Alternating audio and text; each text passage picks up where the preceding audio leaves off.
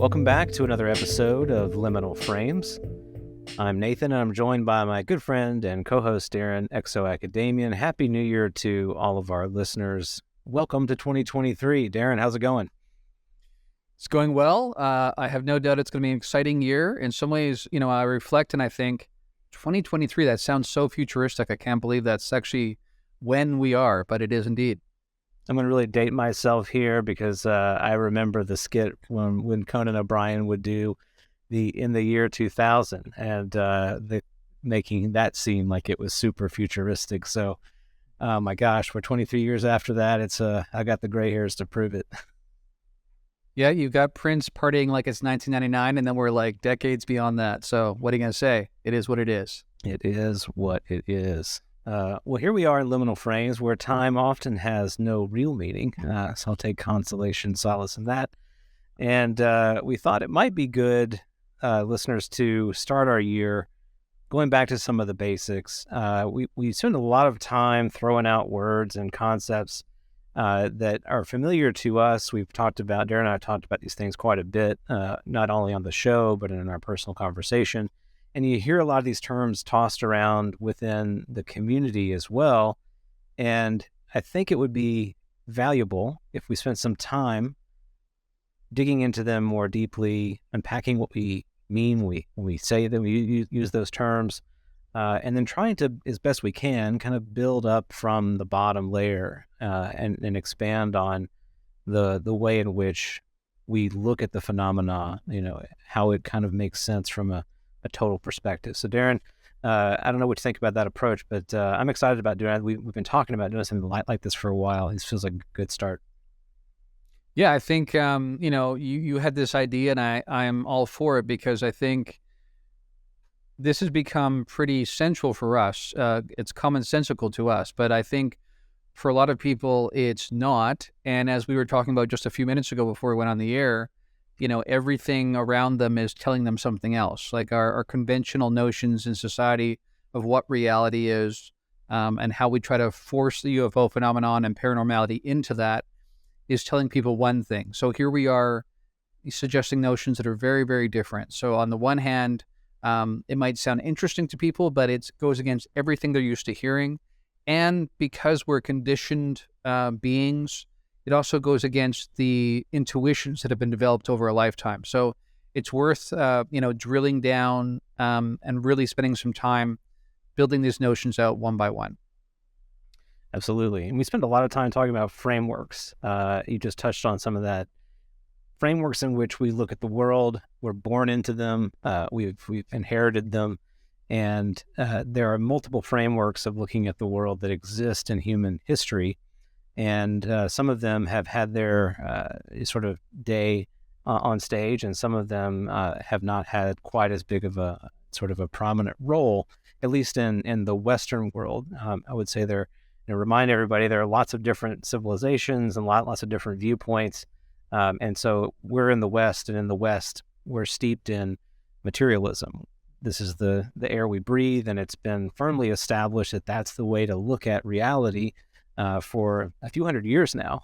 So it's had a lot of time to gain a strong footing and to be reinforced via all of the different things that we depend on in our day-to-day life. It's in the fabric of our experience. But it's not the only way to look at reality. There are other ways to think about it beyond just that material perspective. And so the main way that we to talk about quite frequently is from the perspective of consciousness and the role that consciousness plays in reality itself. So I think we might want to start there. We use the big C word a lot. What are we talking about when we use the word consciousness? What does it mean for you, Darren? Well, before I quickly jump into that, let me just quickly also back up a step and say that I think part of the bias and the prejudice, the hubris that exists in our contemporary society around materialism is because it's been so transformatively powerful, right? Because like while you said, there are different civilizations around the world that see reality differently, but we think ours is the best one because it's been so transformative, like tripling lifespans over the last 100 years or so, 200 years. We're taking trips to the moon and beyond. We're planning trips to Mars and colonies on Mars and that kind of thing. So when people see that, they go, well, it's been so powerful and so transformative and so efficacious. Doesn't that mean that everything about it is right? So the sort of like A equals B. And what we're saying is that's not true. And as I've mentioned this many times on this show, that we've learned to model nature to an amazing degree. And that has allowed us to have predictive power, that's allowed us to create technologies that have transformed many aspects of our lives. But that's, again, just modeling nature. It doesn't tell us what nature is. I've said this so many times, but I really want people to drill down on that, because that's where this begins, is what is the underlying fabric of reality? You can know that something's going to happen, right? You can see a cold front coming and realize you should put a jacket on. That doesn't mean you necessarily understand every elemental mechanical aspect behind what causes that ultimately, right? That's a big difference. So that's one thing we want to sort of stress here. But when we speak of consciousness, we can go back and forth in this, because this, I think we should take some time to sort of drill down on this. But the first thing I would say is that for any one of us, the one thing we're sure of is that we're having a conscious experience. For me to ask that question presupposes that I'm having a conscious experience, or I couldn't ask that question in which I'm questioning my conscious experience. So it's kind of built in that it's the one thing we can be sure of, that none of this would be happening if it weren't for the fact that we were having an awareness around some sort of experience, something we're conscious of, aware of, right? And in that transformative power with technology that we talked about, along that process came this assumption that there's a material world, right? And that this material world is outside of our consciousness, right?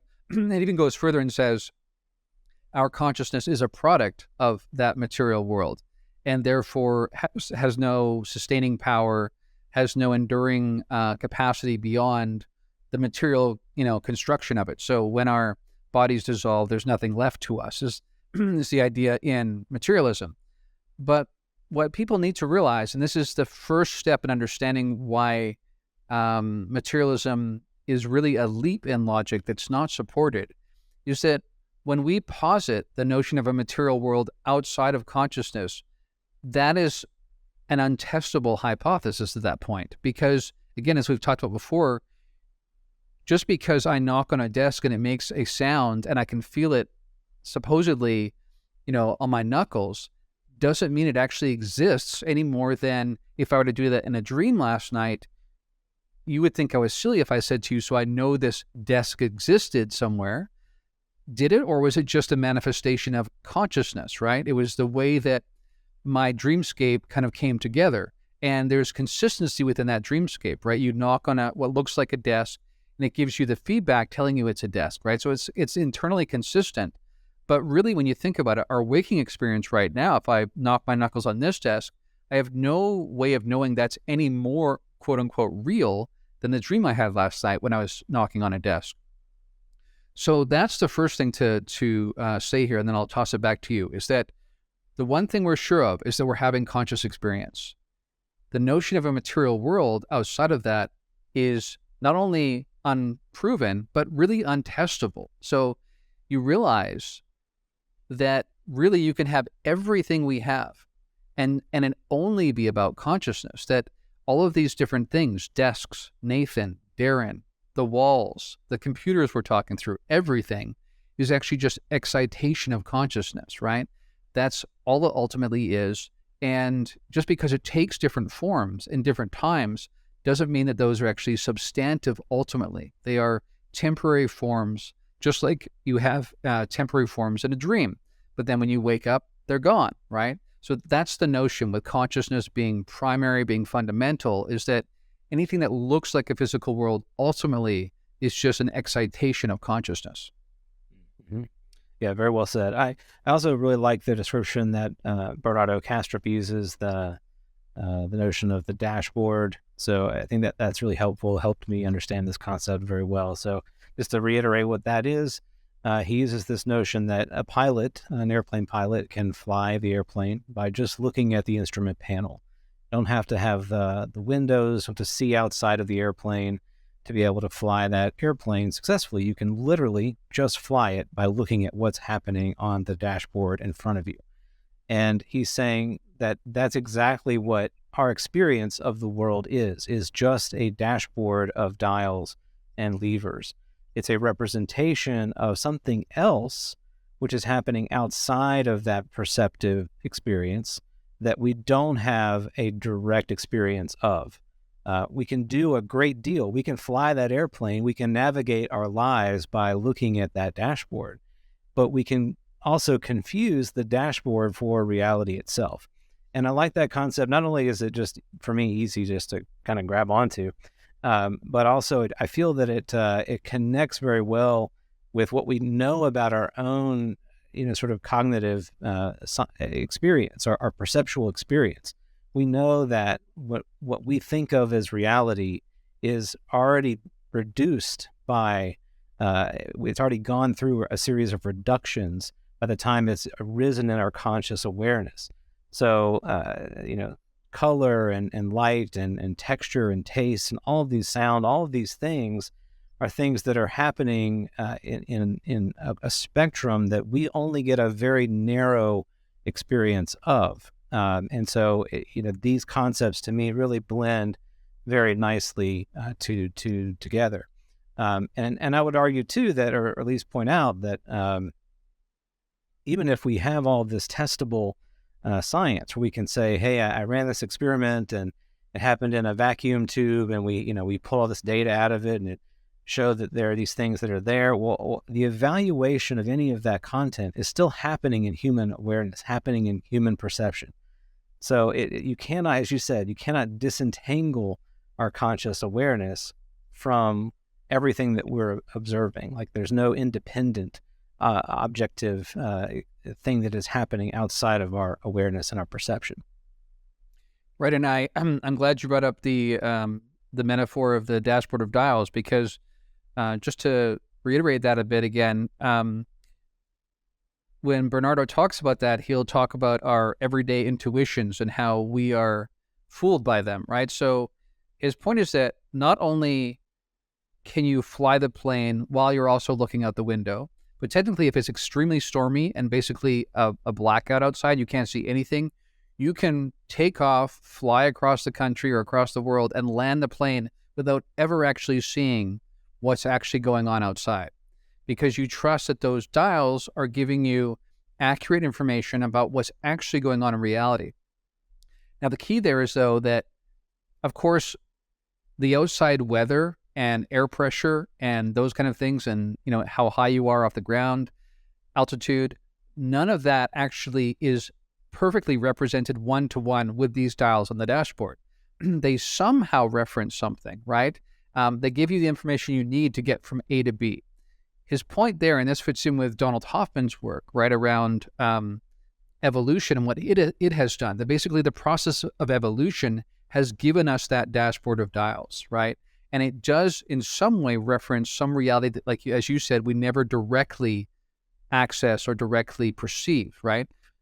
But because it allows us to get through the world in the same way that those dashboard of dials allow you to fly the plane, we've assumed that that is reality, that what we perceive through our six senses is giving us real information about the world out there. And Hoffman's point, and it fits very much with Bernardo's point, is that that's just not true.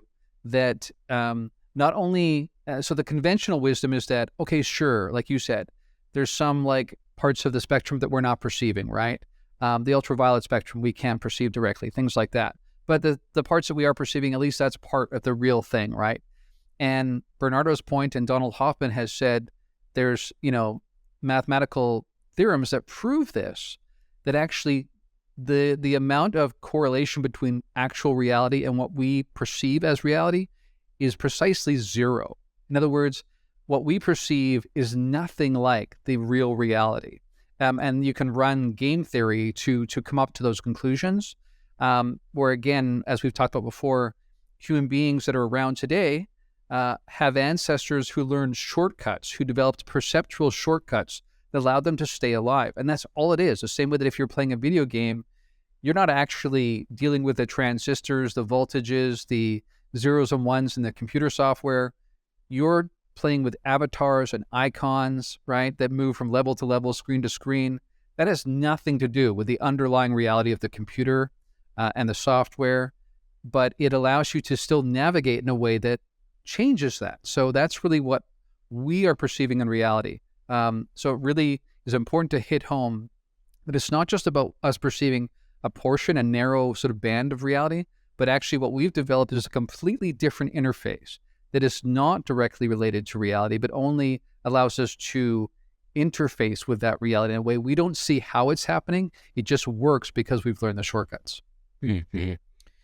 Okay, so then what, I think that's a really good explanation, but what can we then say, I guess, with conviction about what reality actually is? I mean, I think we can at least say, we can at root say that it, as you said earlier, it's the excitation of consciousness. But if our correlation is kind of murky, fuzzy, not particularly high fidelity, how can we make any sort of statements about what reality might be like or how it might behave? How do we get there from here?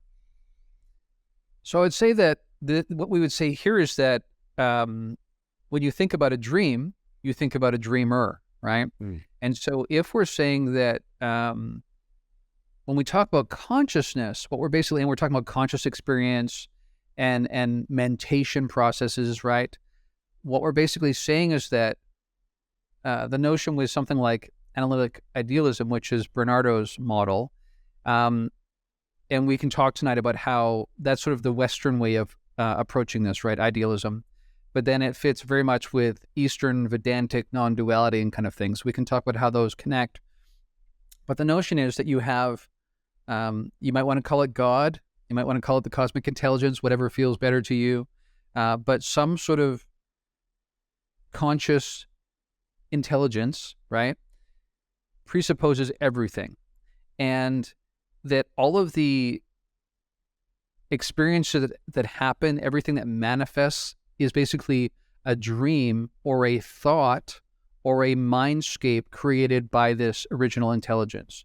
And so everything is basically mentation. So when I mean it quite literally when I say that you and I talking right now is no different than the dream I had last night. I mean that very, very literally, actually, that it's fundamentally the same process that, again, embedded within it as characters within the dream, we experience it as this physical thing, right? But ultimately, it's no different than the dream. So what we can say is that we have all of the phenomenological aspects of everything around us, whether it's in a dream or in the waking state now, is ultimately just fields of mentation of that original consciousness having thoughts, having dreams, but ultimately those are inseparable, that this is just the activity of the dreamer, right? So that's what we can say about this. It can take different forms. You can have a dream where you're in Hawaii one time, the next thing you know, you're in this really kind of weird Twin Peaks kind of zone. You're not sure what's going on.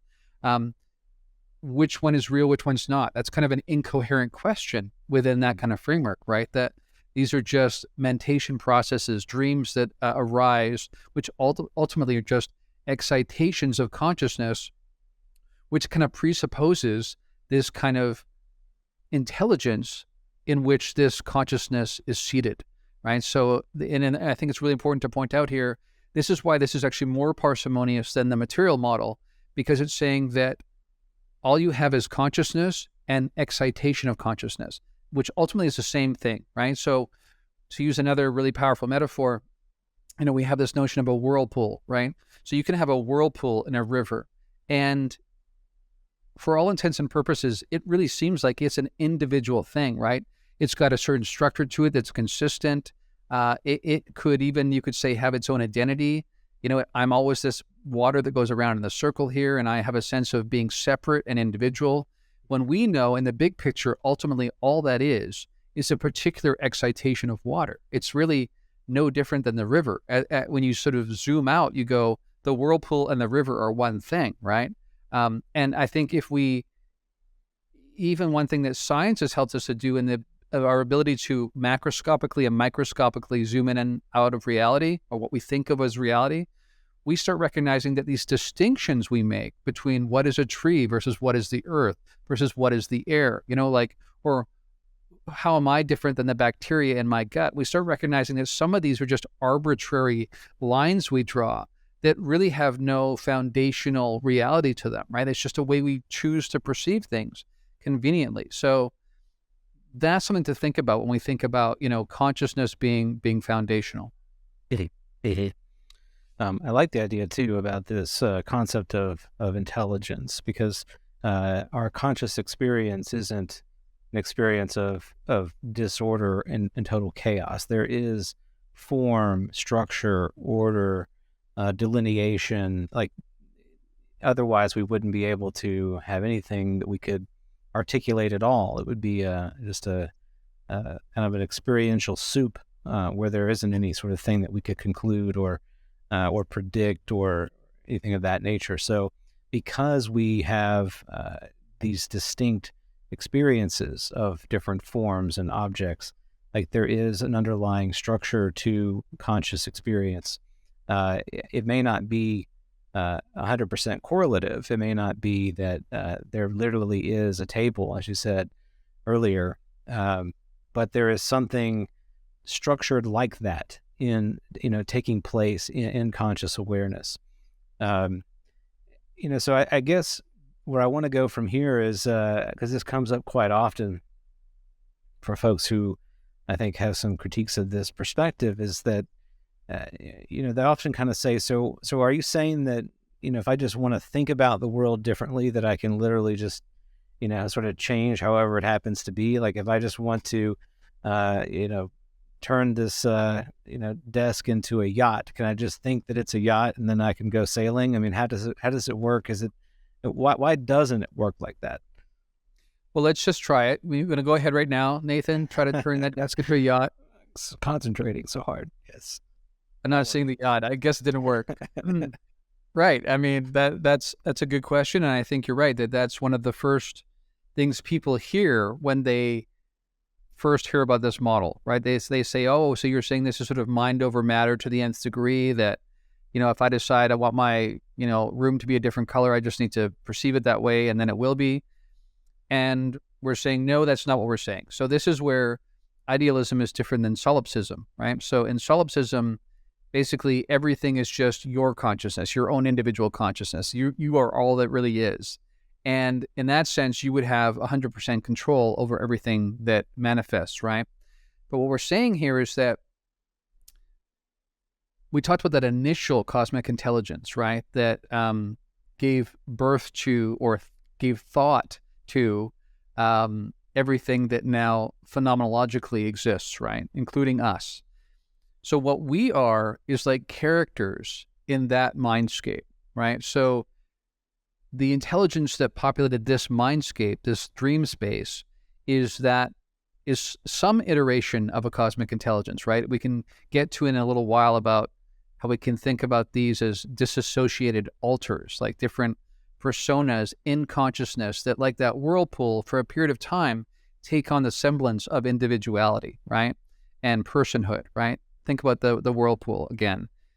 But we are just whirlpools, right? In the river, which is in a, say, maybe like in a jungle zone or something. So all we in this dream have access to in terms of changing is maybe some of what's going on within the whirlpool. But because the entire dreamscape exists in the mind at large is what Bernardo Kastrup would call it, right? The mind of the cosmic intelligence, that's what seeds this dreamscape. So we do have some ability to change some things.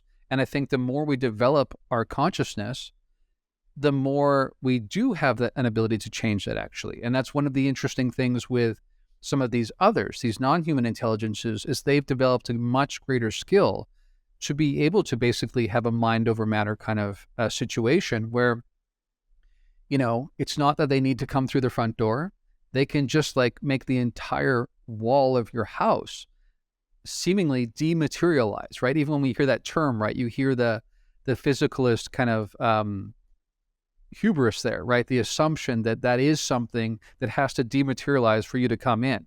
And we're saying, no, it's a thought form. And so they basically can deal on the level of the thought form. They don't want that wall to be there. It's not there. It's that simple. So on the one hand, we can develop more ability to change the environment around us. But that takes some skill. And we have to remember that ultimately, though, there's these different interacting consciousnesses who have different levels of ability to change these things.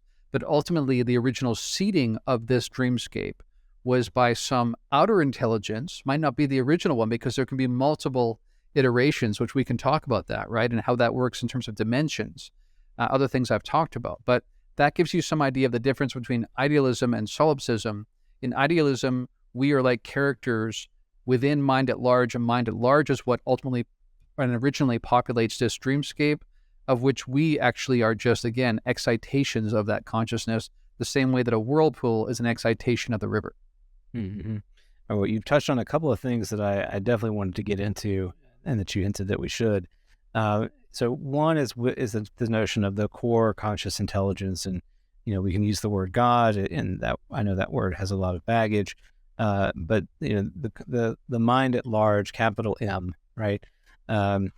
So why would mind at large, in its resting state, if I can use that phrase, like, why would it disassociate at all? Why not just stay at rest as one conscious experience? Right, and I think this is where we kind of have this bridge across to some Eastern traditions in terms of their understanding of reality, because the notion there is that think about this even with a human being, right?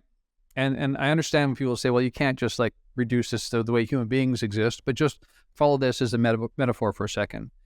When we are a social species, right?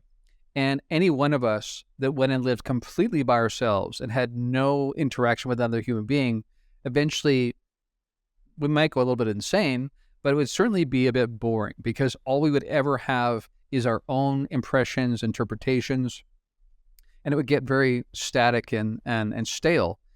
And so the notion is that with the original conscious intelligence, the cosmic intelligence, the only way that you could actually have novel experience, right, that wasn't just the same old, would be to effectively disassociate and, for a period of time anyway, forget what you ultimately are, right? The same way that the whirlpool, we think about a whirlpool as having consciousness, just use that metaphor. It for a while forgets that it's the river, right? And so it takes on new experience because you've changed the parameters of perceived existence. And when you change the parameters of perceived existence, you create novel experience, because experience is a combination of the being and the environment, right? And the interaction between the two. So by creating a new iteration of a conscious being, even if it's ultimately illusory and temporary, you're able to have novel experience, which you can then, in the way that the whirlpool eventually dissolves back into the river absorbs that memory, that understanding, that experience, and now the totality has access to new information. So it's almost like this trick that happens that allows new information to happen because of this temporary forgetting and this disassociation from the original conscious intelligence into a second one. And that's how you begin to have this process of this ongoing situation where you just keep scaling that out, right? That we're not suggesting it's just, well, I'm not suggesting it's just one cosmic intelligence, then a bunch of human beings. I'm saying that all of these beings that we hear about, the myriad different beings that we hear about in the UFO phenomenon, are also disassociated alters of that original intelligence. And that's partly why I have spoken with some confidence around the sense that they're ultimately on the same journey that we are, because ultimately we are the same thing. At root, we are iterations instantiations of this one cosmic intelligence, which ultimately returns to source. So the same lessons apply even if we're at different points along the spectrum. That's exactly where I wanted to go next, and that's this why posit non-human conscious agents outside of just the human ones. And I mean, first of all, take aliens or the others out of the equation. We already have non-human intelligence on this planet. Just as a reminder, everybody, we have insects, we have animals, we have cellular life. There's all of these different things that we call life, which exist, coexist in our current commonly accepted experience of being what it means to be human. So we don't have to take a huge leap to say that if we're going to go with differentiated conscious experience, that it takes on many different kinds of forms.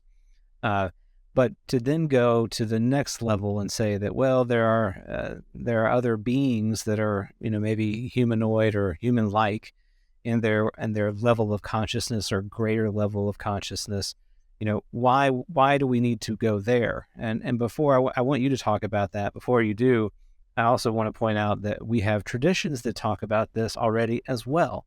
So our human history is full of mythologies and conceptions of other intelligent agents that are not human, that interact with the human sort of plane of experience. And to many ancients, there would have been no separation between these worlds. These worlds were the one world, essentially, that all of these different kinds of beings interacted together in. But it's just until recently that we kind of kicked those other beings out of the picture and said, well, no, only what's happening is on Earth and what we can test in a laboratory, and that other stuff happens in the world of the imagination.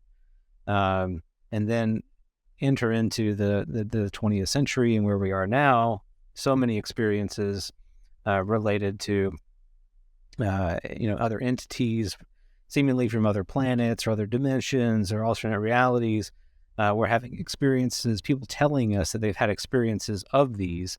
And so that then forces us to revisit that question. Do we jettison those things or continue to bucket them into the category of imagined experience, or can we pull them into experience itself, into reality itself? And if we do so, how do they fit in that larger unified picture? So I wonder if you could talk to that. Right. So I would say one thing about that is that in the same way, again, using the analogy of the whirlpool again, because that temporary manifestation of the water is so convincing, right? I mean, if you've ever seen a whirlpool, it's pretty remarkable because they have so much coherence and consistency, right? And you can sort of send a log its way and it'll swirl down and get seemingly swallowed by this whirlpool, right? And you're like, that's so weird because ultimately it's the river. So because this process of individuation, iteration, individual manifestation, incarnation, right? Incarnation relates to the word carne, which is meat, right? So it basically means spirit taking form in the form of a body, right? Like a body mind. So if you think about it, it wasn't that long ago that human beings were so convinced that we were the center of the universe that we assumed the Earth was at the exact center of the universe, right? We thought that everything we saw out there was really there for our sake, right? All these assumptions, because this forgetting process where we postulate connection to some sort of monotheistic God, and we'll have to later on get on to how that's different, because I think for some people, they'll immediately think like personal Christian God, right? When we say cosmic intelligence, we're not actually saying that. And I think some of what you realize when you try to take some of that out, some of that baggage out, some aspects of reality make more sense once you do that. And we can maybe get into that. But it wasn't all that long ago that you'll hear about, like, for instance, like human kings, right? So like, the king of France or something that really sits in his room and thinks that like God looks at him like just one step down from divinity, right? And this king, this human being, this dude really believes that he is like central to the entire creation, the entire cosmic creation. He's one step down from the very center of it all. He literally believes that because that forgetting process and that individuation process is so coherent and strong, right? Over time, like you said, we found life in so many places, even on our planet. We find in the most seemingly inhospitable regions, life tends to exist, right? Using the Jeff Goldblum character from Jurassic Park, life finds a way, right? Like it just does. It seems to be hardwired into whatever reality is, and we can keep parsing that out. Whatever it is, it seems to be plumb full of different iterations of consciousness, right? Different excitations of that one consciousness that have taken on a form of temporary individual identity, right? And so when you think about it, it's kind of ludicrous, even from a materialist model, right? You don't have to argue with materialists anymore that aliens exist somewhere. They just believe that all the evidence in the world suggests that with the immense size of the cosmos, knowing now that based on the constraints or what we perceive as the constraints of materiality around us, there should be many, many, many, many life-bearing planets out there. Even if it's the exception to the rule, the cosmos is so immense that they must exist. And if, for the materialists, if all life is a further development and orientation of material, basically, right? Biochemical material, then that kind of life must exist everywhere. What I'm saying is that it's not really that biomaterial component nature. It's something more metaphysical than that. But nevertheless, we are seeing something that is true about the underlying structure, which is that this process of constantly individuating, of disassociating into new forms of consciousness seems to be just built in. And I think it's also helpful for a second to quickly point out that the reason why I use that term disassociation, and Bernardo Kastrup again uses that in his model, is because what we're pointing to there, rather than materialism, which again is a wild leap that we have no evidence for and no way of testing apart from us being a conscious interaction with it, right? We already have evidence for disassociation where one human being can literally have different individuated members inside of them, right? Different people effectively. And it's not just, well, I'm going to pretend to be extroverted in this one and introverted in this one and an athlete in this one and a scholar in this one. These ones really take on a full-formed identity, even where the body seems to have a different experience of reality based on that mentation process. We're back at that again, where you can literally have one personality inside of one being that can be allergic to peanut butter and another persona will not be allergic to peanut butter. I mean, testable. I'm not talking about just they say this, but you can actually see this in real time. One will have an allergic reaction when one persona is coming to the surface. That body will not have an allergic reaction if another persona has come to the surface. And these are like evidenced in actual physiological reactions. This is not something you can fake, in other words, right? So this is partly why even with criminal courts, people try to figure out if the person's having multiple personalities within them, because that literally changes how we think about who's responsible, right? For like a crime that was committed. So that's why, he points to that, because we already have evidence of how this happens and how it becomes completely convincing to those different personas. And what we're saying is ultimately that's true all the way back to the cosmic intelligence.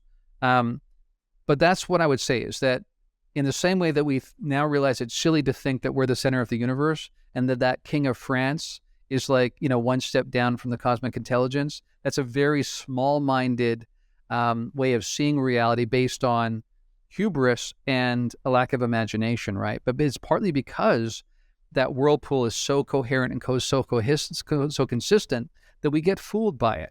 But what we should realize is that what is pointing towards is actually likely a cosmos teeming with life. And to bring in, Donald Hoffman's point again, evolution. So if someone would say, well, if that's true, why are we not seeing more aliens all the time, right? And what Donald Hoffman would say is because we are, again, just seeing the dials on the dashboard. And if the dials on the dashboard, we don't need to see gray aliens to survive, then that was filtered out of the dials that we were presented with, right, over time, our ancestors. And so we have to remember that. You take all these different pieces and put them together and try to keep them in your conscious awareness, because, again, we are not seeing all that is around us right now at all. We are seeing not even just a filtered version. We're seeing a different representation, an interface, the same way that a desktop interface references, zeros and ones and binary code and things. Nothing like the actual thing, but it exists in a way that makes it navigable for us, right? So that's what we're saying here too, that actually life is teeming, right, throughout the cosmos and even around us right now. I'm not just talking about an Alpha Centauri. I'm saying that right now there are numerous intelligences around us, a hairbreadth away, but we have just filtered out awareness of them because it has not been essential to our survival and the propagation of the species. So keep all these things in mind, but that's where the consciousness piece comes in, and why it just seems to be built in that this frequent disassociation process that feeds back into the whole is central to the entire thing. Mm-hmm. Well, and let's explore that some more as well. So what is the, maybe for lack of a better term, what is the cosmic aim? We did talk about there was a need for novel experience, that instead of just being in a state of rest and not having anything new arise within that awareness, we don't have that. We have distinct different experiences arising, because that creates novelty, that creates meaning. Meaning is born from the relationship between these experiences. So you can't have meaning without relationality. And so we have this, in a way, this sort of fractal explosion of meaning and relationality arising out of the cosmic mind. Is that the chief aim of conscious activity? Is there a larger goal? Can we speak intelligibly about any of those concepts? What do you think about that? Well, I would say that, people will phrase it something like, you are an extension of the cosmos exploring itself. And that's what they basically mean, right? And so just to steer back on what you were saying there, again, the key is you have to have the perception of a disassociated individual identity to have novel experience, right? So that's really key here, because that's what allows the whole thing to keep going, and that's what actually fuels the whole thing to keep going through multiple iterations, is because you keep doing that. And what's interesting here is that we have to remember that, using your analogy of the fractals, we are fractal representations of that original cosmic intelligence, really. And so the same way that, every drop has the ocean in it, right? Not only is it fundamentally the ocean, right? A drop is the ocean, but it has the entire ocean in every drop. In the same way, we have, at least in potentia, everything about the cosmic intelligence inside of us. This is, again, like we talked about a couple episodes ago, the Buddha in all of us kind of thing that already exists, and basically is about just removing the distortions that prevent us from seeing it. So this is key, is that you create individual iterations of personas that, because of that change in orientation, that because that identity, even though it's partial, it's deliberately partial, because you have to have that partialness, that forgetting process, in order to have a new way of lensing the world, right? Of like, you think about, how you can, take some sort of glass and change the way the light's coming in, kind of thing, right? So you think about yourself like that you are going to refract light differently because of your uniqueness, right? And so that allows for the plethora of many, many colors to then be ultimately perceived by the totality. So that process keeps happening over and over again. And not only that, but getting back to what I was saying about, we ultimately are that cosmic intelligence. So in the same way, we eventually get to the point where we too want to see what it's like to seed creation, right? So For us right now, that may be virtual realities, right? That we are now creating.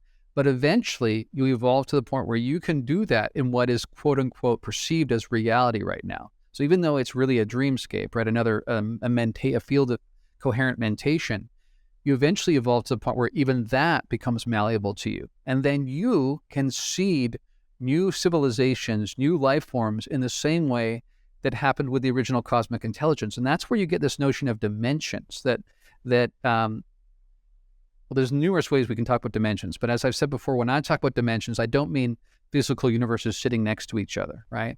I mean different coherent fields of mentation. But that's why it's really interesting around the phenomenon question, because when people say, oh, so is Darren's model that we can only be the creation, quote unquote, of the one initial cosmic intelligence? And I'm saying, well, it could be an iteration like 17 layers down, right? Mm-hmm. So you've had beings, because we have to remember, even when we look at the clues of what looks like the physical universe, we are a relatively very young species, right? On an outer arm of a galaxy that's not that old, right? And this outer arm is one of the newer aspects of the galaxy, right? Like the center of the galaxy is much older. So all of that gives you clues about likely there are life forms that have been around for much, much longer than us, right? And so they have gotten to the point where they can do that level of manipulation of quote unquote reality, right? What we perceive as material reality right now, which is again just a partial understanding, they eventually can basically iterate that like a virtual reality. Because this is again where people sometimes will say, oh, so is it possible that the phenomenon exists because we're actually just in a simulation, right? Mm-hmm. But the notion there is that these beings are in the actual physical universe, and what we are is kind of just like a computer program iteration, right? Right. And I'm saying, no, the entire thing is a dreamscape all the way up and all the way down. All there is consciousness. So in that sense, everything's virtual, right? But that doesn't mean it's any less real, because that's the fundamental nature of reality. There is no core base physical reality where some beings are manipulating us. It's dreamscapes all the way up and all the way down. Mm-hmm. And I want you to talk a little bit more about this. Is there a through line of what it means to be you? You know, so there's you did talk just a second there about, you know, scaling up and the dimensionality of, I guess, you know, who you are, who you perceive yourself to be, and then as you scale up, having the ability to essentially, you know, create, you know, galaxies or whatnot in the way that we perceive to be within one now. But you know, is there why, I guess, posit that there is a through line of personality there, and where does that sort of conclusion, insight come from? Does it come from the underlying model itself? Does it come from you know, hints that we get from things like past life experience accounts, or, you know, near-death experience? Like where do you draw from to kind of get to that place?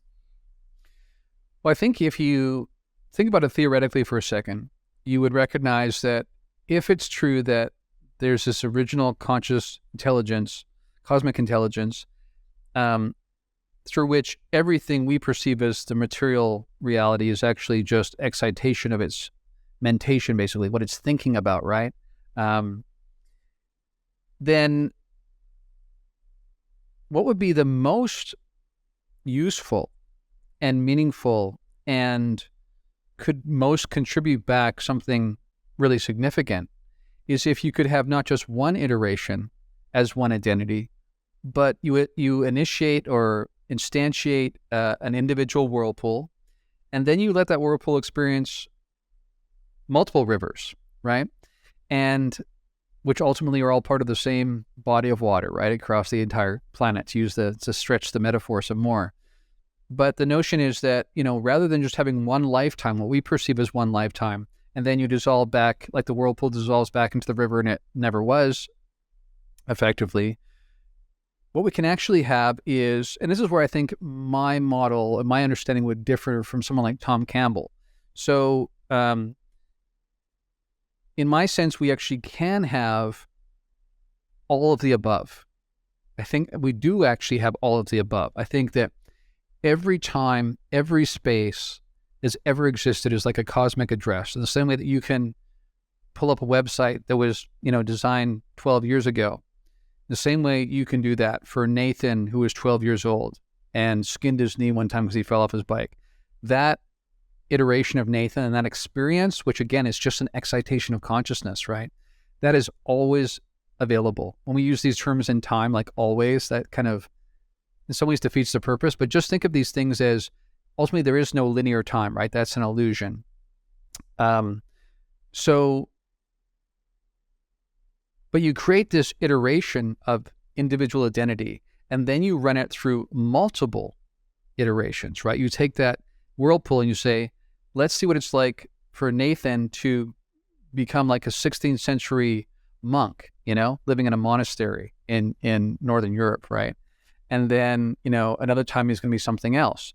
And what's interesting, even in reincarnation studies, not to get too off track here, but what's really interesting is that people often, counter to, I think, popular belief, you don't necessarily come as a monk one time living in a monastery, then you become a camel or something in Egypt.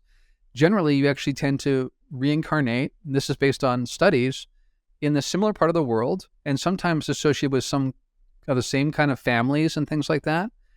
So it's almost like all of these are individual experiments that are being run, where different iterations and different variables are changed in that experiment. But the experiment runs over what we perceive as multiple lifetimes, because that becomes a much more interesting data set and experiential experiment to then feed back into the totality. And we have to remember these things, like something like time is, again, part of the illusion that happens in a dreamscape. So Nathan as he is now and Nathan as he was as somebody else in a previous lifetime, quote unquote, are always equally available, always equally alive, quote unquote, right? Because again, once you really wrap your head around this is all dreamscape, this is all just excitations of consciousness, nothing ever has to go away. Nothing ever does go away. It just becomes different iterations. The same way that you can, again, use really crude metaphors, we're beginning to see evidence of this in our reality. You could save, a score you got on Pac-Man, right? Or you could save a certain virtual reality screen you really liked and go back to it any time, right? And so if someone from 100 years ago saw us doing that, they're like, wow, that's magical. How are you doing that? And it's like, we think, well, that's not difficult at all. So just think about that in terms of this, that ultimately time is illusory. There's no such thing. Space too, right? These are, again, just fields of mentation, excitations of consciousness.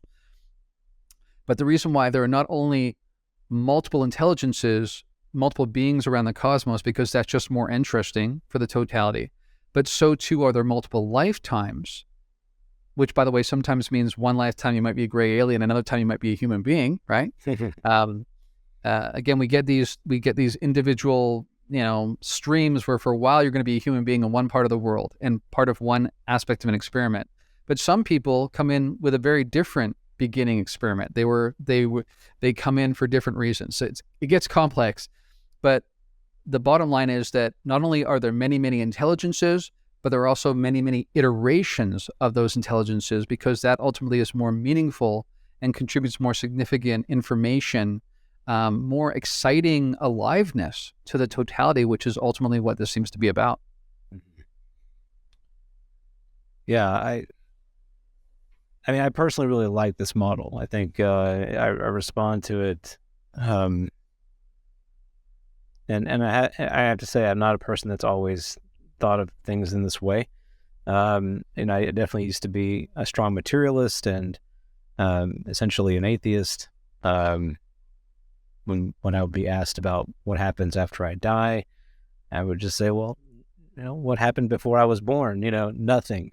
And there's no experience that is like. And so I don't need to worry about that. I was sort of that rooted in the material perspective. But, I got to say that what this model does for me is it really does redeem a lot of my own lived experience. It also resonates with kind of my intuition as well. about the way that reality happens to be. I also find it to be more meaningful, just at a root level. It's much more meaningful to look at the world and reality in this way, because it does, in many ways, mirror the kind of act of creation. It is the act of creation. And when you think about art and music and beauty, these are things that come that pour out of the process of living, right? And why would the universe not want, if it had a level of awareness, which is what we were saying, it is aware at its root fundamental level, it is aware. Why would it not want to, as it's in the process of its breathing out and breathing in, to create and to experience and to have as much creation and as much experience as possible, and to learn from that, right? So that's the other, I think, aspect of this that is, partly what we can understand and partly, things which we cannot, but that which it is seeking to do and know and be. It's not that it's, sort of stuck in a thought loop about how, it could devise, 100 of the best ways to do the same thing over and over again. It's desiring new experience and building upon experience that it has had before. And that is also intuitive to how we live our lives. Like you don't live your life and just keep, many of us do, I guess, but keep doing the same thing over and over again. But if you do something and it causes you harm or causes someone else harm, or if it engenders a visceral negative response in who you are as a person, you try not to do that again. So you try to avoid that happening again. And this is much in the same way, right? It's that there is this experimental nature of life that as it expands out, it is learning along the way and trying not to repeat the same mistakes. Now, that's not to say that it doesn't. And Lord knows we all fall into sort of traps where we continue to make the same mistakes over and over again. But we also are given opportunities, I think, to not do that, right? So that's where this concept of grace and redemption kind of enters into the equation as well, that we're not defined solely by these habits that we kind of accrue and that glom onto us, that we have this opportunity to break free of that crust and just like a caterpillar would break free of that chrysalis, to become something else, and to take flight. So I know I'm very kind of waxing poetic here, but I just wanted to take a moment to say that this model for me has a lot of personal meaning, which is not even just to say how much I think it best fits what we in our own community of interest here fits the different areas of phenomena that we are interested in, that for us, I think, are the light coming through the cracks of the door, saying that there is a world outside that door that is, more real than the room that we find ourselves in. Yeah, and I think some of what you reflected on there made me think about the piece I mentioned earlier about how this notion of a cosmic intelligence may differ from like a personal God you might get in a religious perspective. And the difference is, so some people, when I studied the philosophy of religion, one of the central questions was central issues was the quote unquote problem of evil, right? How, I'm sure you came across that in seminary too. So how is it that a good God would allow bad things to happen? And sometimes they add to good people, right? But the notion with this model is that, again, we are fractal representations of God, of that central intelligence. And so there is no daddy figure saying, I'm going to spank you if you do the wrong thing by giving you hell or something, fire and brimstone. Rather, what we have is multiple iterations to try things. Like you say, you bang your knee and it hurts. You go, I'm not going to do that next time. You say something when you get angry and you realize it hurts someone you care about. So you go, next time I'm going to rethink how I do that. And not only that, but when you think about human history, I think because of the media and everything and sensational, if it bleeds, it leads kind of thing, we forget how much, in some ways, how much more peaceful the world is than it used to be, right? So eventually along the way, we realized, listen, if I constantly try and attack that neighboring tribe because I want their crops or whatever, then they might do the same thing to me. And in some ways, they're kind of like me in that sense, that we both have families we care about, we don't want to lose, possessions we don't want to lose. So eventually we realize it's better if we just say, let's make a pact where we equally get some of our own land and we support each other, or at least we don't attack each other anymore, right? So over time, we begin to recognize that that's in everybody's best interest. And as I mentioned before, when I brought in integral theory, eventually what happens is our circle of and sphere of concern gets larger and larger. So at first, when you think about like a 5-year-old, right? Like, I want it, everything's about them, right? To some degree, cultures began that way too. So you can see some of the same progression that's predictable both in individuals and in cultures. So the same way that a 5-year-old is different than a 15-year-old and is different than a 30-year-old, you have this notion that over time, we went from caring just about our family unit to then caring about our tribe, to then caring about maybe our nation state, to then sometimes maybe caring about the people who look like us or identify about things like we do, to eventually realizing it's broader than that. It's got to be all humanity, right? We got to be about human rights, which is the recognition that we're all in this together. That for me to, expect, it's the golden rule that I would expect you to do to me what I would do to you, kind of thing. And then we realize, wait a second, turns out that animals are conscious agents too, right? That have feelings and emotions. So we should, we've seen increased move towards protection of animal rights, right? And growth of vegetarianism and veganism and all these things. And then what I'm saying is when you scale that out even to some of the most benevolent, most evolved other non-human intelligences, you eventually get to a point where you have kind of this cosmocentric understanding of reality, where every sentient being is valuable and deserves freedom and respect, right? So we see this, basically this experiment runs because the goal is that eventually through our own experience, through our own trial and error, we determine in the end that it's not good to do bad things, because ultimately that either hurts us or other people that are ultimately also us, right? So this is where the non-duality piece comes in. When you start recognizing, not just conceptually, I mean, in your bones, when you really feel like everybody's ultimately iterations of the same thing, we're ultimately one consciousness, just taking different temporary forms, then you really want the best for the whole, because you recognize you yourself are ultimately that. Well, you mentioned non-duality, and I wanted to talk about that some more as well, because we do use that phrase quite a bit, and I think it'd be worth expounding on it a little bit more.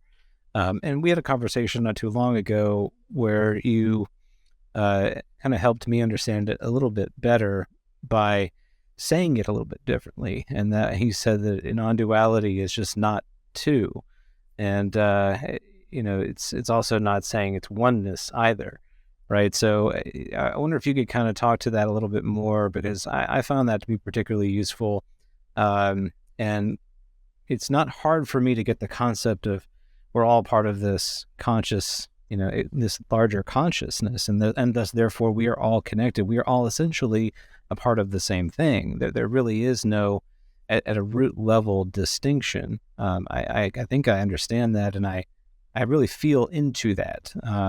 But I wonder if you could talk specifically about the non-duality piece and how that fits in. Well, the first thing I would say is that we have to recognize that ultimately reality is not the reality that we can conceive of. That whenever you have a conception, you've created a kind of a subject-object duality, right? You've said, I am a being who can perceive a reality and define it as such, right? And so that we're back to that question of when we are ultimately excitations of the thing we're trying to describe, you run into a conundrum. So we are convinced, based on our contemporary society and the way that our languages, modern languages, have been structured, that this subject-object duality is built into reality, and it's actually ultimately not. So that's part of it. We also, like in that conversation we had, the reason why we use this term non-duality rather than just oneness is because it's not perfectly accurate to say, so everything is just one either. But it's also not two, right? So we've talked before about in Eastern traditions, they are more comfortable making definitions by negation, right? That again, it's this notion of who are we as, finite, individuated, temporary loci of ultimate intelligence to say exactly what it is. We can't know, right? That anything we can conceive of can't possibly be that thing that is beyond our conceptions, right? You run into a barrier there. So what we reduce it to is what we are comfortable saying.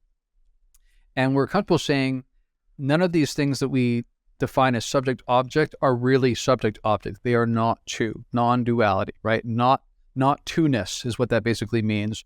But we have to be careful about saying oneness because that too is a conception, which is ultimately, again, as the expression goes, the Tao that you can name is not the true Tao, right?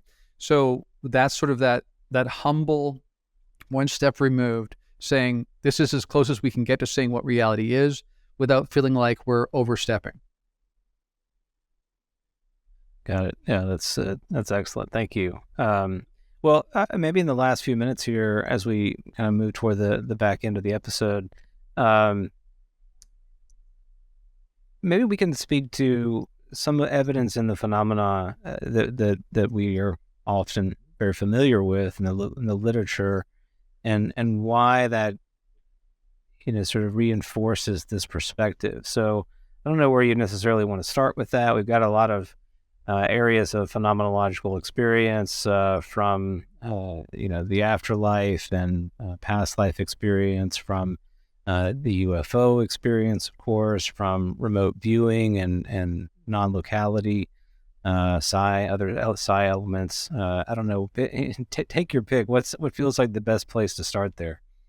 Well, that's great, and I think it would be helpful for us to go back and forth here. You toss out an item, and I'll respond to it. So, and then you can give some feedback. So, like you say, you can pick any one of those. How do they fit into this model? So, let's start with the afterlife thing, right? So, these famous cases like Whitley Strieber, ran into where deceased relatives were showing up on one floor of his cabin while gray aliens were showing up upstairs, right? How does that happen, and how does that fit within this model? Well, in this model, again, death is not ultimate or final or a real barrier as we perceive it, because there is no material existence which exists outside of consciousness, which is the sum total of what we are. So when material breaks down into soil again, there's nothing there. No, it's the other way around. The consciousness is primary, is first, and anything that looks like materiality is actually just temporary and partial, right? And so these others seem to have a greater awareness of that aspect of reality, and they can navigate between these different fields of mentation. So you might want to think about it like a phase shift. So when we quote unquote die, all we're doing is shifting from one field of mentation to another, right? We're having kind of a phase shift. And these others, some of them, can with ease navigate between these different fields of mentation, right? This is why I use that term intermentational, because they can cross back and forth between all of these ones. And that's ultimately they really are, is just different dreamscapes. So you're in a different dream when you're quote unquote dead. But if you have, again, you've developed your conscious awareness, you've become closer, a little bit anyway, to the kind of understanding that the original cosmic intelligence has. You recognize how you can join dreams, how you can interpenetrate dreams, right? So these others can bring your deceased relatives, setting quotes, into a room the same time that they show up, because again, these are all malleable, interpenetratable fields of mentation that they can navigate. So that's where that one comes in. And in terms of, I think one of the great obvious data points in the UFO phenomenon to this, that speaks to this, is how people will speak about being in nature somewhere and suddenly it feels like just time stops, right? Like suddenly there's no bird sounds, there's no insect sounds, there's no sign of wind blowing. There are some times where people literally will turn around and see their friends frozen in suspended animation, right? And these others will step into the scene, take them aboard a craft, they have some sort of interaction, they come back, reality restarts, basically like it's a video game, right? You press play again, it keeps going. The people that were frozen, so to speak, have no notion that there was any gap in time whatsoever.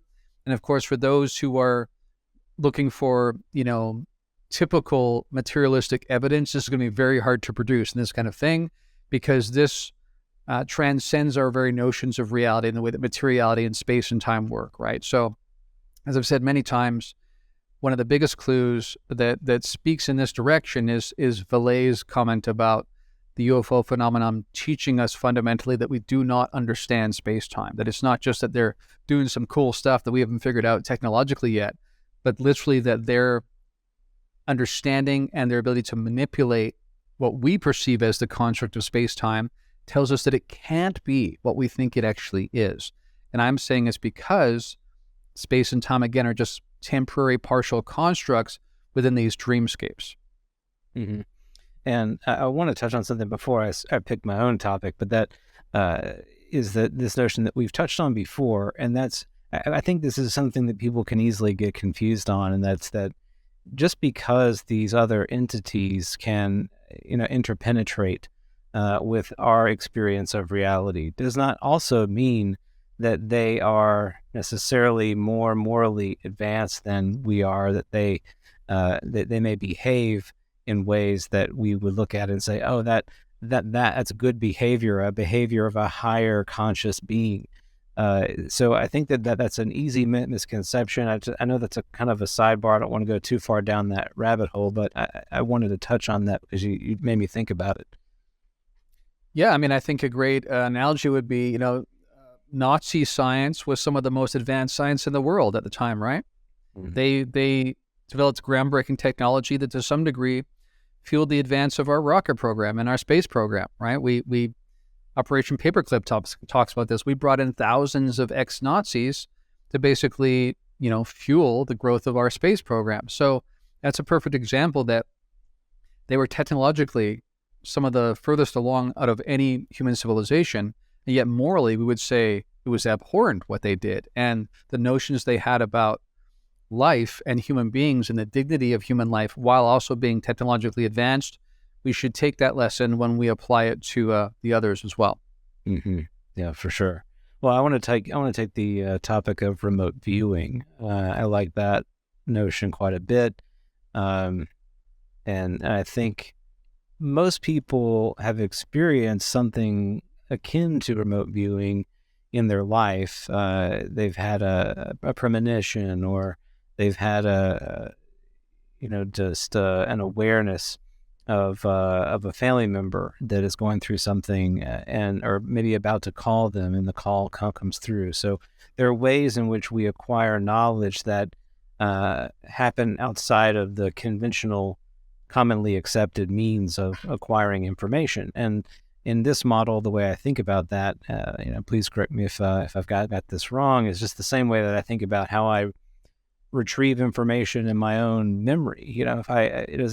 I don't have to, kind of wait for the bus to arrive. If I want to, take a trip back to Nathan from a few years ago when I went, on a vacation, I can just access that information. I can relive that experience. I can, if I'm concentrating hard enough, I can essentially, it's almost like I'm there, when it was happening.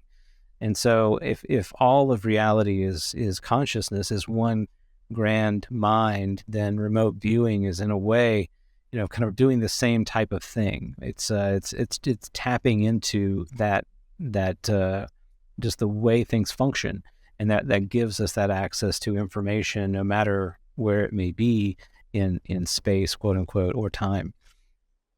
Yeah, absolutely. That's the fundamental takeaway there, is that space and time can't be absolute and linear in the way we think about them, because remote viewing is a thing, right? That it seems like all the evidence seems to suggest that there are no limitations, that information at any space, at any time, is available all the time, quote unquote. Here's again where language kind of traps us, right? But the notion is, and this is partly why the CIA, as well as the Soviets, really spent money. The program that the CIA funded around remote viewing ran for 20 years, because the concern was, if you can build a massive vault with 20-foot iron walls deep underground, but remote viewing is a real thing, then is any kind of secret ultimately able to be kept a secret? And the answer ultimately is no. That we've seen many, many examples of prime evidence where it becomes very clear that anything in space and time is available. We think about Joe McMoneagle. He was given coordinates one time and suddenly finds himself accessing this kind of pyramidal structures with this kind of, desert-like landscape. And so he thinks maybe he's seeing ancient Egypt. Turns out later on he finds out that he's actually remote viewing Mars from like 1 million years ago. This literally happens, right? This is not metaphorical. This is not he's using imagination. This is literally the way that reality works. I said the notion before of a cosmic address, right? That he can tune in and log on to that cosmic address of Mars 1 million years ago, the same way that you, like you said, can tune into how Nathan felt about something that happened 3 years ago, right? That same way you access a memory is actually true of any space or time in reality. That's true. And yes, this absolutely speaks to corroborating the validity of this model, because, again, none of these things are actually real outside of excitations of consciousness. And so because they're mentation processes that are not based on materiality or time, those are just sort of local rule sets within the dream, then if you're coming from outside the dream, you can manipulate all of that and access them in any way you want to. And that's exactly what we see with some of these others. Again, they can come in and manipulate to what look like us as fixed laws of the cosmos. They're not. They're just laws of our local field of mentation. So they're more like rules in a video game. And if you're someone who's actually got access to the program code, you can just change the laws, right? So that's basically what's happening. Okay, well, let's talk a little bit about the others. We've a little bit more. We've certainly talked about them a decent amount, but like, why interact with us at all, right? So, the way I think about this is, I've got a backyard, and let's say I've got an anthill back there. If I want to interact with it, I can move some dirt around, and they don't understand why that's happening, and I've really just reordered their entire world just with a stroke of a hand. I don't have to either, though. I could just totally leave it alone and let it kind of go on its way. So why are we getting interaction at all from these others? And I guess another way to think about it too is some level of interaction always occurring regardless of agenda or intent? It's just that we, in our limited frame of perception, don't experience that. But then there are moments, I guess, that are happening where that experience breaks through kind of the fog, if you will. So why? What's going on there? Right. So your last point, I would say yes, that to some degree this interaction is always going on. I think that in some of the revelatory experiences I've had, it became very clear to me that sometimes emotions that come over me or actions I take interpenetrate other realities. And so there are implications to our actions that impact other realities and other entities, right? The same way that a gut bacteria, right, is going to change what you choose for lunch maybe, right? We know that happens, that kind of thing, right?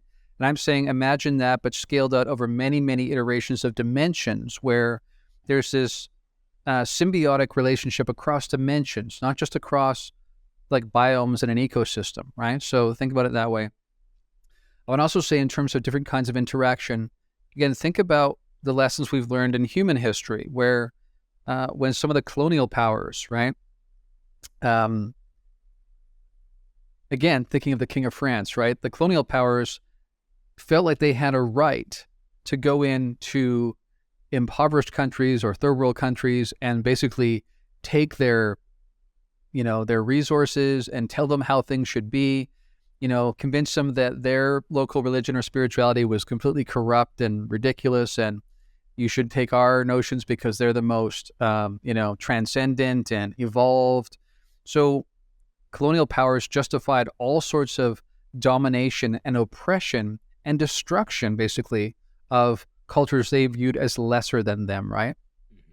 There are some of these others that basically have that mentality about us because, again, we're all, as conscious agents, moving towards non-dual realization at various points along that spectrum. So many of us now that, had relatives in the not too distant past who were part of these colonial powers that were basically dominating the world, now we recognize that wasn't so good, actually. What we did to the indigenous peoples of various places that were there long before us when we came in as Europeans wasn't so good for them. And we now, hopefully, many of us see many of the ways that our mindset and our worldview has all sorts of weaknesses and ways that we're destroying the planet because we kind of look at everything as a commodity, right?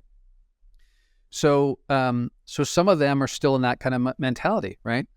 Others are further along the spectrum of consciousness development. They've moved more towards that non-dual realization where they literally believe in their bones, if they have them. Maybe they're sometimes, exoskeletal, some of them, right? So it's a bit different. Yep. But for them, they recognize that to harm us is to harm themselves because, again, ultimately they recognize, not just conceptually, but they know, right? They have this deep non-dual realization that we are ultimately the same thing. And so they look at us more like siblings earlier, in the development phase, and they want to try to help us. But again, because they recognize that we were all fractal representations of God, of the central intelligence, they want to help us to learn the lessons on our own so that we make the right decisions that ultimately end up benefiting the species beneath us, so to speak, right? The biosphere that we're a part of. But we do it because we recognize that oneness, that connection as well. So rather than, doing the homework for us, they try to encourage us. They try to inspire us in lots of little ways. I think some of these most benevolent ones are able to communicate if you tune into that. And sometimes I think people don't realize that's what they're actually communicating with. But they do this because they, again, also want to see us move into a further iteration, a further level of development where we do things for the right reasons because we too get to the point where we realize everything's connected. Mm-hmm. And I guess it's something like too where we might want to approach a cancer in the body and just cut it out. Let's get the cancer out instead of actually figuring out a way, if we could, just let the body heal itself to not take that drastic approach of harming the organism, but could we somehow convince the organism to recognize this behavioral object which manifests as a cancer and get rid of it on its own? That would be the better way as opposed to just taking that scalpel to it. Yeah, absolutely. I mean, this will be controversial to some people, but when you think about moves towards naturopathic kind of therapies and that kind of thing, what that sort of moves towards is this notion, or at least it puts us in the right trajectory to understand again that the material body, the biochemical makeup of the material body, is not ultimately a material construct, right? You can do things that will impact it, right, on the temporary physical level, but that is actually, that top layer manifestation in what looks like physicality is actually a byproduct of many fields of mentation. So that's why sometimes healing really does happen, right? It's not just because these others have advanced technology, that's part of it, but it's also because they, again, have got to the point where the same way they can make that wall disappear, right, as a thought form, right, not as a material construct, but as a thought form, in the same way they can make a cancer go away because it also is also ultimately some sort of temporary object or manifestation of consciousness, right? So this goes all the way up and all the way down. When you really think about the implications for this, it's really immense. And again, Bernardo Kastrup's talked about this as well. Like, the way we would approach medicine would be very, very different, very, very different, essentially fundamentally changed when we recognize that material existence is ultimately a byproduct of these deeper processes in mentation. And we would approach it very differently because of that. Now, maybe we're in a period of time where we're kind of in this awkward in-between time where this is the best we can do based on what degree of manipulation we have as a capacity over reality. But the long-term goal is to get to a point where we can actually become aware of the things in us that are creating the negative energy that is ultimately going to form, either a cancer or a tumor or something, right? Because that energy consolidates, right? It concretizes into something that looks physical, right? And I'm saying we already know that, right? People who have negative thoughts all the time, eventually it breaks down their body, right? It's just not good for you. We know that already. There's already been moves towards that in medicine. I'm saying this happens in much greater degrees than we are aware yet, and that our society is willing to recognize. The entire pharmaceutical industry, of course, is all about producing chemicals, mixing chemicals together to put them into bodies that are going to fix things on a chemical level. Again, that's a very reductionistic and partial way of looking at the actual process of what creates these physical manifestations. And ultimately, we want to get to the point where we have more awareness of all of the factors that play a role in that, so that we have more of a holistic way of actually working with the body. Right. I was about to say, there's this need for harmony between those sides, the technological side and the deeper understanding of how we are connected to reality.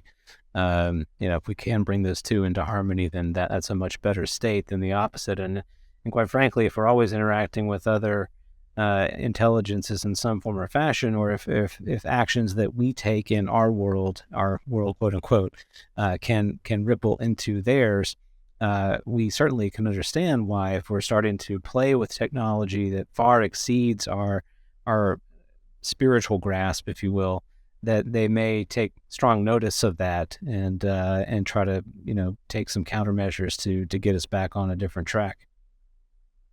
Yeah, it's one thing when the brothers and sisters at one level are using sticks and stones, but when they start, trying to split the atom, even though again that's only a partial aspect of the total reality, which is the field of mentation, it's a pretty big impact on the dreamscape. So then we're getting into, we may be even actually interpenetrating dreamscapes with that kind of level of destruction, and that's kind of what they've spoken to us. That's what they've said to experiencers, is that you don't understand the nature of reality.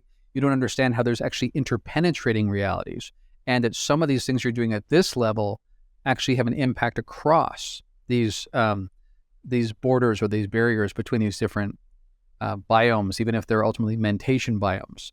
So absolutely. And the other thing I would actually quickly add too is that when we talked about disease and health and medicine and all that kind of thing, we also have to remember that a big part of the experiencer testimony around this phenomenon is this sense of like soul contracts, right? People coming in, sometimes having agreed to have certain things happening to them physiologically, because again, in the terms of the raw material, that creates the catalyst, the resistance, which allows us to grow our souls, which you can think of as the sort of enduring energetic imprint behind each of our iterations. And when you think about the lessons learned there, just like the lessons of a civilization learning about not going to war with each other, that is actually more important than any individual iteration. So even when someone gets sick, I'm not saying that's fun. Of course it's not. And, when someone dies, even less fun. But we have to remember, I think, to really be able to move about the world in a way that doesn't make us feel completely paralyzed in fear. We have to recognize that there are bigger moves in play in consciousness ultimately, and that even the things that happen in this life sometimes were set up previous to this, because ultimately they play a role in our evolution as these energetic signatures that carry across lifetimes. And that's ultimately more important than anything that happens in any individual lifetime. So this just, again, brings us back to that point I often make, and we've discussed before, where the key, I think, to living in a way that feels holistic and healthy and vibrant is to be able to toggle between the relative and the absolute. Yes, we do want to care about what happens to each other in this iteration. We should do the best we can in this iteration. But we should also recognize and take comfort in the fact that in an absolute sense, nothing that exists can ultimately be destroyed. So we are eternal beings having a temporary, finite experience. That's ultimately what that is. We will wake up from this dream in another dream. Knowing that allows us to move forward in a way that's compassionate and empowered, I think, ultimately. Excellent. Well, this episode for me accomplished what I wanted it to. We've been, like you said, we've been talking about it for a long time. I really wanted to see if we could start at the ground level and work our way up. And I know there are many other areas that we haven't touched on in detail. So we've got more things to talk about that work within this model in the future. I look forward to those conversations. So thanks for going along with me on this experiment. I think it was really strong and a good way to start the new year, a year that is already bringing with it some interesting developments, at least in the UAP space, which we had a revelation about that today, the UAP report. That was, I guess, what we thought it might be, which wasn't all that much. But it still points to there is a there worth taking a look at, and I know we'll have a chance to talk about that some in the episodes ahead. Yeah, go ahead. You have one more point. I was just going to say, before we sign off with Nathan's famous benediction, let me just say that if you out there in the audience have questions that arise for you when you hear about all this material, again, like Nathan said, please feel free to reach out, message us, send emails, whatever you want to do. Send in your questions, send in your feelings about this kind of material, and we will use that to, at some point in the future, maybe do an episode all about audience questions and interact with that. So please engage with us. Absolutely. Yeah, that's we talk about those comments all the time. So everything that you guys share with us, we go over and often leads to some really interesting conversations. So looking forward to hear what folks have to say. Thanks everybody for joining us on this episode, and we'll catch you again in a couple weeks. And with that said, we will close, as we often do, with may the quality of our questions, shaped by a desire for understanding, enhance our journey of discovery. And may our travels broaden the sphere of our consciousness, reminding us that new discoveries beget new horizons. As always, adventure awaits. We'll see you next time on Liminal Frames.